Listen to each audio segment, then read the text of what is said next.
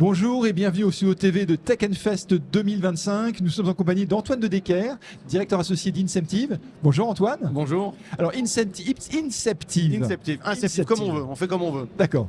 Vous voulez en dire deux mots? Alors Inceptive, c'est un cabinet de conseil en ingénierie, en intelligence artificielle. Donc on existe depuis fin 2017. On est une douzaine aujourd'hui à Grenoble et on accompagne nos clients dans les usages de l'intelligence artificielle. Donc c'est la détection de cas d'usage, c'est le développement de solutions souveraines et c'est l'implémentation de l'IA au sein des entreprises qui ont besoin d'IA. Et qui sont vos clients? Vous avez des segments particuliers? Alors on est vraiment généraliste. Alors on est bien spécialiste de quelque chose, mais en fait on est vraiment multigénéraliste. On peut aussi bien travailler avec des coopératives agricoles qu'avec de l'industrie, qu'avec du service. Parce que les solutions d'intelligence artificielle sont extrêmement transverses et donc on a la chance de voir des métiers différents quasiment toutes les semaines. Et donc on accompagne vraiment des sociétés, c'est très large.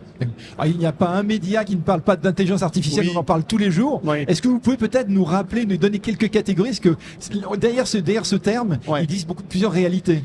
Alors l'IA c'est compliqué, ça a été théorisé dans les années 40 par Alan Turing. Il y a eu c'est intéressant parce que les premières fonctions mathématiques datent de 63. On pouvait pas les vérifier. Alan Turing avait décodé la machine Enigma. Enigma, c'est ça, qui avait cassé le Et code qui a allemand. peut-être inspiré la pomme d'Apple.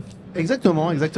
Et donc il avait théorisé le fait de construire une machine qui pense comme un humain, qui fonctionne comme un humain. Donc ça a été théorisé. Et les premières fonctions mathématiques, qui sont les réseaux de neurones, ont été conceptualisées dans les années 60, écrits en mathématiques et validés dans les années 2000. Parce qu'en fait, on n'avait pas la puissance de calcul, on n'avait pas les données pour vérifier que le concept fonctionnait. Donc c'est assez ancien finalement. L'IA, ça existe depuis très longtemps. Quand vous achetez un produit sur Amazon, on vous dit d'autres que vous ont acheté ce produit-là, ou sur n'importe quelle place de marché du reste. On va vous recommander des produits en fonction de qui vous êtes, ce que vous avez acheté. On va prédire votre consommation.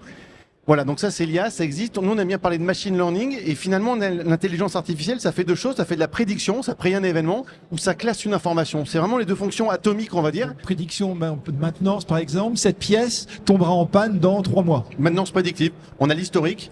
Là, il y a la pire, c'est la maintenance qui est subie, le moteur a cassé, la maintenance qui est anticipée, toutes les 100 000 km on change la courroie de distribution sur la voiture et la maintenance prédictive c'est dans 3 jours ça va tomber, là il faut le changer maintenant avant qu'on subisse une panne qui soit embêtante. Voilà, c'est exactement ça. Donc l'IA ça fait prédiction et classification. Et puis on a vu depuis 2022 ce qu'on appelle les IA génératives, les grands modèles de langage. OpenAI est un éditeur qui fabrique ça et c'est des IA qui sont très larges. En général une IA elle est extrêmement étroite. Une IA qui va s'intéresser à votre chaîne de production, elle va fonctionner que pour votre usine, elle ne marchera pas pour l'usine de votre confrère à côté parce que c'est pas le même système. Alors que les IA génératives de texte, qui vont générer du texte, qui vont prédire le mot suivant, elles sont extrêmement larges puisqu'elles jouent avec le langage. Avec le langage, on a fait des civilisations. Donc, c'est extrêmement. Les cas d'usage sont multiples. D'accord, et donc on en parle depuis novembre 2022 avec ChatGPT notamment, et C'est ça. Tout le monde en parle. C'est ça. Comment est-ce qu'une entreprise aujourd'hui, parmi vos clients, peut intégrer efficacement l'intelligence artificielle pour augmenter ses performances ou sa productivité? Alors, ce qui est important, c'est vraiment d'isoler un petit peu, de se faire une culture. Nous, on a créé un programme d'accompagnement qui s'appelle AI Evolution Pathway. On accompagne les entreprises du début, la culturation, jusqu'à l'implémentation de solutions d'IA. C'est formation et conseil? C'est ça, formation, conseil, acculturation, avec des COMEX, avec des métiers aussi, parce qu'il y a de la tension, on en parlait tout à l'heure avec votre précédent invité sur ces questions-là. Et puis, ce qui est intéressant en France, c'est qu'on a la chance d'avoir la BPI qui est extrêmement active et qui a un produit qui s'appelle IA Booster, qui est un produit qui est extrêmement intéressant pour les entreprises. Elles vont être en capacité d'aller demander à un expert data IA de faire un audit dans leur entreprise. Un audit IA qui va... le but du jeu, c'est de créer une feuille de route. Quels sont les cas d'usage dans mon organisation? Quels sont les risques?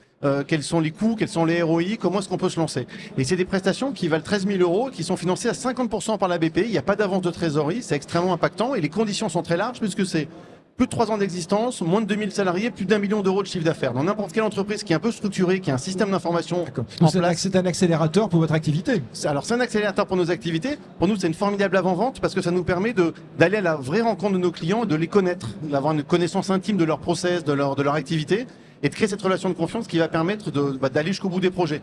Quand on fait de l'IA, quand on fait de l'intelligence artificielle, on est tributaire de la qualité des données du système d'information de notre client. Si notre client il n'a pas les données qui sont sur son système d'information, on ne pourra pas faire des choses.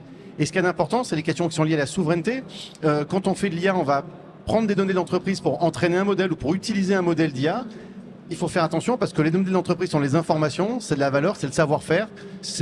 L'économie française, elle est vraiment dans les données des entreprises françaises, donc il faut le faire avec des partenaires qui vont vous garantir Bien sûr. des choses fortes sur les questions de souveraineté.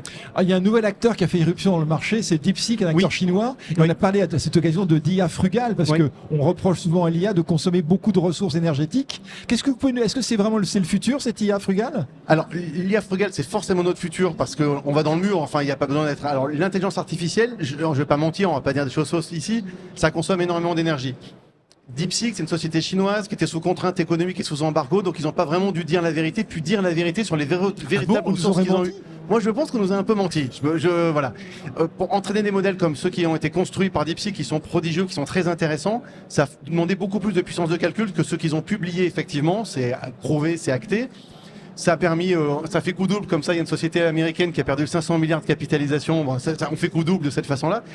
C'est Nvidia en fait qui produit C'est Nvidia qui produit les processeurs pour. Produit les processeurs pour entraîner ces Bien sûr. modèles d'IA. C'est exactement ça.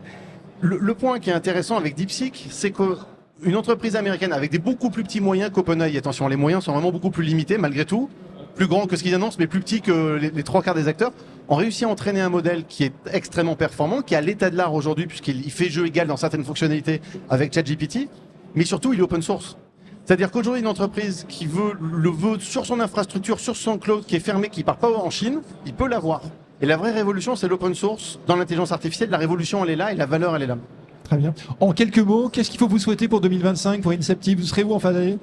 On sera ici, j'espère, avec vous Très pour bien. recommencer dans un an et d'avoir des projets qui sont à leur rencontre des entreprises et puis avancer sur ces projets qui sont passionnants. On a vraiment la chance de voir comme je disais tout à l'heure, tous les secteurs d'activité et être là avec vous l'année prochaine, c'est ce que je nous souhaite. Vous recrutez actuellement? On recrute actuellement. Très bien. Merci beaucoup Antoine de Decker, qui est le fondateur et directeur associé d'Inceptive et qui donc partage avec ses clients sa passion pour l'IA. Merci. Merci à vous.